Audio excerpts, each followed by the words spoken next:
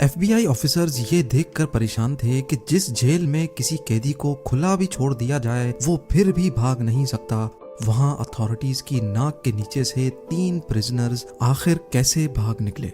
सबसे हैरानी की बात तो ये थी कि अगले 10 घंटों तक जेल अथॉरिटीज को कैसे उनके भागने की जर्रा बराबर भी भनक ना पड़ सकी। ना सिर्फ एफबीआई बल्कि यूएस की 3 टॉप लेवल एजेंसीज भी इस केस को सुलझाने में एड़ी चोटी के जोर लगा चुकी थी। हम बात कर रहे हैं एक ऐसे जेल ब्रेक की जो पिछले 60 सालों से सिर्फ उलझा हुआ ही नहीं बल्कि दुनिया के लिए अब एक मिस्ट्री भी बन चुका है। जेम टीवी की वीडियोस में एक बार फिर से खुशामदीद। नाजरीन, पैसिफिक ओशन में मौजूद ये छोटा आइलैंड है तो सिर्फ 22 एकड़ पर फैला हुआ, लेकिन यहाँ दुनिया के खतरनाक मुजरिमों को रखा जाता था। अल्कट्राज के नाम से फेमस ये आइलैंड समंदर में ही एक बहुत बड़े पत्थर पर बना हुआ है। इसी वजह से इसको दी रॉक भी कहा जाता है। एक तो ये आइलैंड दूर दूर तक ओशन से घिरा हुआ है, दूसरा एक्स्ट्रा प्रोटेक्शन के लिए इसके गिर्द 15 फुट ऊंची फेंस भी खड़ी की गई है। जेल सार्जेंट्स की 24/7 मॉनिटरिंग के साथ साथ, क्योंकि ये पैसिफिक ओशन की ओपनिंग में मौजूद है, तेज हवाएं और ऊंची लहरें इस आइलैंड को हमेशा घेरे रखती हैं। इन सब कंडीशंस को देखते हुए 1934 में इसको फेडरल प्रिजन डिक्लेयर कर दिया गया, जहां हद से ज्यादा सिक्योरिटी दी जाती थी। इन शॉर्ट, यहाँ अगर कोई एक बार आ गया तो खुद से निकलना किसी भी सूरत मुमकिन नहीं था।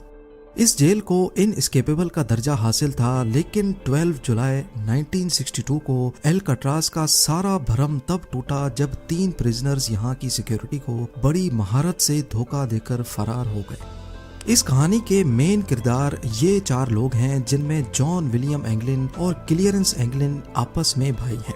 इनको एक बैंक रॉबरी के केस में यहाँ रखा गया था।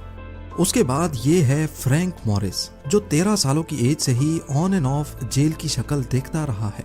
इसको भी अल्काट्राज में बैंक रॉबरी की वजह से रखा गया था। आखिर में ये है एलन वेस्ट, जो पहले भी कई बार दूसरे जेलों से भागने की कोशिश कर चुका है। इसी वजह से इसको मैक्सिमम सिक्योरिटी के लिए अल्काट्राज में रखा गया। एलन वेस्ट इस जेल में काफी अरसे से है, इसी वजह से इसको जेल के कंपाउंड के बारे में दूसरों से ज्यादा मालूम है। अल्काट्राज से भागने का आइडिया सबसे पहले 1960 में एलन वेस्ट ने ही अपने इन साथियों को बताया था। एलन ने जेल के ब्लॉक बी में एक लूप होल तलाश किया था, जहां से उनका भागना शायद किसी हद तक मुमकिन था। अब मसला ये है कि ये चारों लंच ब्रेक वगैरह में मिलते तो थे, लेकिन इनके सेल्स ब्लॉक बी में नहीं थे। ये चारों कोशिश में लगे रहे कि इनको ब्लॉक बी में शिफ्ट कर दिया जाए। खुशकिस्मती थी इनकी कि जेलर ने इनको ब्लॉक बी में शिफ्ट कर दिया, और वो भी एक दूसरे के बराबर में। इनका पहला टारगेट तो पूरा हो चुका था। चारों प्रिजनर्स एक साथ ब्लॉक बी में शिफ्ट हो चुके थे। अगले 2 सालों तक ये अपने अपने सेल्स के अंदर ही क्या खिचड़ी पकाते रहे, इसकी किसी को कानो कान खबर ना पड़ी। 12 जुलाई 1962 को रूटीन के मुताबिक सुबह के 7 बजे जेल स्टाफ तमाम प्रिजनर्स को उठाने के लिए निकले। असेंबली में काउंटिंग की गई तो इनमें 3 प्रिजनर्स मिसिंग थे। जब स्टाफ ने तमाम सेल्स को दोबारा से चेक किया तो ब्लॉक बी में एंगलिन ब्रदर समेत फ्रैंक मॉरिस को अपने ही बेड पर सोया हुआ पाया। उनको ये बात बिल्कुल भी नॉर्मल नहीं लगी और उन्होंने सेल के अंदर जाकर उनको उठाने की कोशिश की। इसी दौरान वो क्या देखते हैं कि तीनों सेल्स के बेड पे सिर्फ डमी हेड्स पड़े हुए थे। जी हाँ, वो तीनों भाग चुके थे और उन्होंने सोप, प्लास्टर और कंक्रीट के मिक्सचर से बना ये डमी हेड रख दिया था। इनमें से एक हाथ लगने की वजह से जमीन पर गिरकर टूट भी गया, जिसको इस फोटो में भी देखा जा सकता है। ये मंजर देखकर पूरे जेल स्टाफ के होश खता हो चुके थे। उन्होंने ये समझकर कि प्रिजनर्स आइलैंड से बाहर तो जा नहीं सकते, पूरे आइलैंड की छानबीन शुरू कर दी, लेकिन कहीं भी उनका नामो निशान ना मिल सका। सबको एक ही चीज सताए जा रही थी कि इतनी हाई सिक्योरिटी में एक भी नहीं 3 प्रिजनर्स भागे तो भागे कैसे। याद रहे कि इन भागने वालों में एलन वेस्ट नहीं था, जिसका असल में ये सारा प्लान था। इन्वेस्टिगेशन टीम बुलवाई गई और एफबीआई को भी रिपोर्ट किया गया। ये देखा गया कि तीनों अपने सेल की दीवार में लगे छोटे वेंट को तोड़कर बाहर निकले हैं। हैरानगी तो तब हुई जब दीवार की परली साइड पर 3 नहीं बल्कि 4 सेल्स के वेंट डैमेज थे। जी हाँ, ये चौथा वेंट एलन वेस्ट के सेल का था, जो किसी वजह से अपने वेंट से बाहर निकलने में नाकाम रहा था।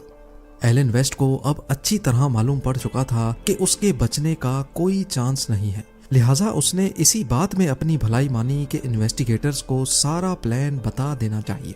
यहीं एलन ने एतराफ किया था कि सारा प्लान असल में उसी का था। उन्होंने ये डमी हेड्स बनाए थे और इसमें लगे बाल उन्होंने जेल के अंदर हेयर कट के दौरान ही चुराए थे।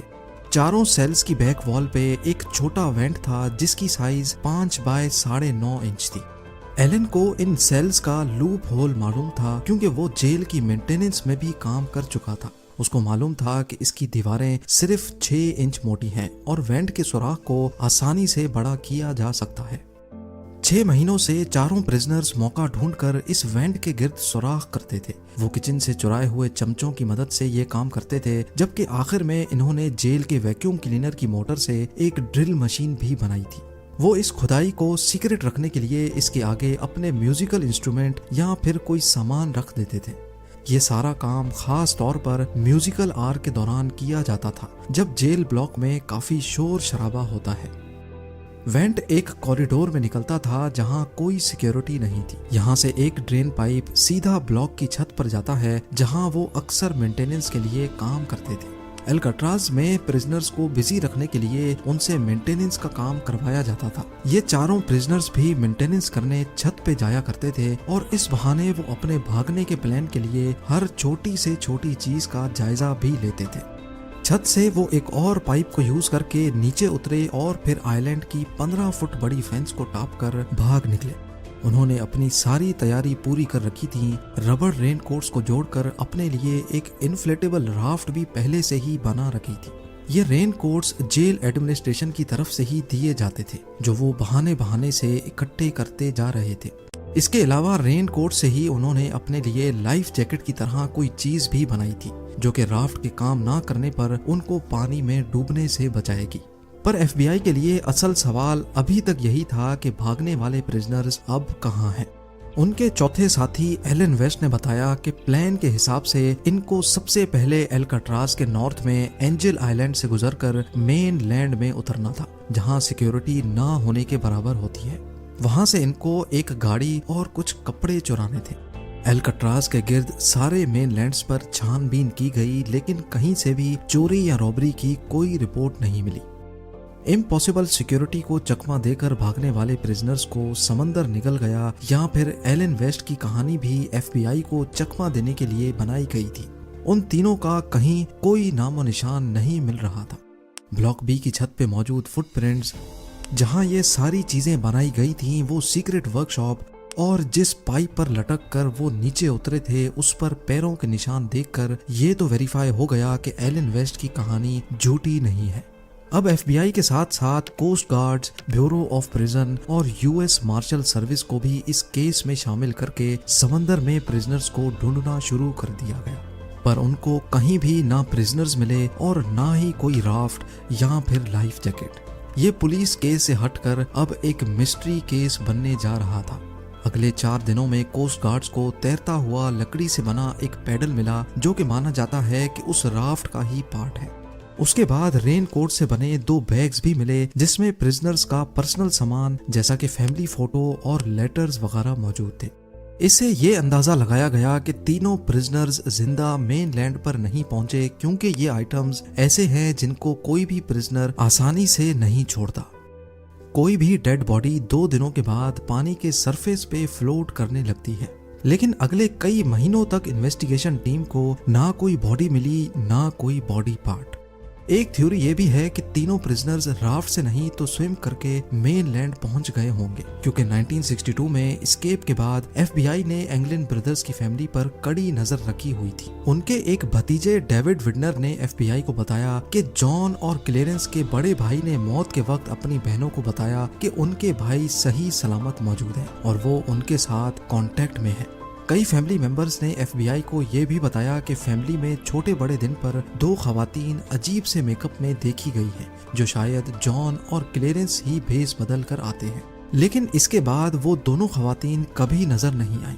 इसके अलावा एस्केप के 15 सालों के बाद एंगलिन ब्रदर्स के कजन ने ब्राजील में दोनों भाइयों को एक क्लब में देखा और उनकी फोटो भी कैप्चर कर ली। उनकी फैमिली का भी यही मानना है कि ये एंगलिन ब्रदर्स ही हैं, लेकिन यूएस मार्शल सर्विस के इन्वेस्टिगेटर्स का मानना है कि इस फोटो में जो शख्स दिख रहे हैं इनकी एज एंगलिन ब्रदर्स से मैच नहीं होती। ये आखिरी बार था जब एंगलिन ब्रदर्स के जिंदा होने की कोई खबर मिली थी। इसके बाद आज तक इनका कोई अता पता ना चल सका। एस्केप के अगले ही साल अल्काट्राज को बंद कर दिया गया। 1979 में हिम्मत हार कर FBI ने भी ऑफिशियली इस केस से हाथ उठा लिए। अब सिर्फ यूएस मार्शल सर्विस है जहां ये केस अभी तक खुला हुआ है, और ये तब तक खुला रहेगा जब तक या तो प्रिजनर्स पकड़े नहीं जाते, उनकी डेड बॉडी नहीं मिलती, या फिर उनकी एज 99 नहीं हो जाती। अल्काट्राज आइलैंड को आज एक नेशनल पार्क में बदल दिया गया है, जहां टूरिस्ट ब्लॉक बी की उन्हीं सलाखों को देख सकते हैं जहां 60 साल पहले एंगलिन ब्रदर्स, फ्रैंक मॉरिस और उनके साथी एलन वेस्ट कैद हुआ करते थे। उम्मीद है जेम टीवी की ये वीडियो भी आप लोग भरपूर लाइक और शेयर करेंगे। आप लोगों के प्यार भरे कमेंट्स का बेहद शुक्रिया। मिलते हैं अगली शानदार वीडियो में।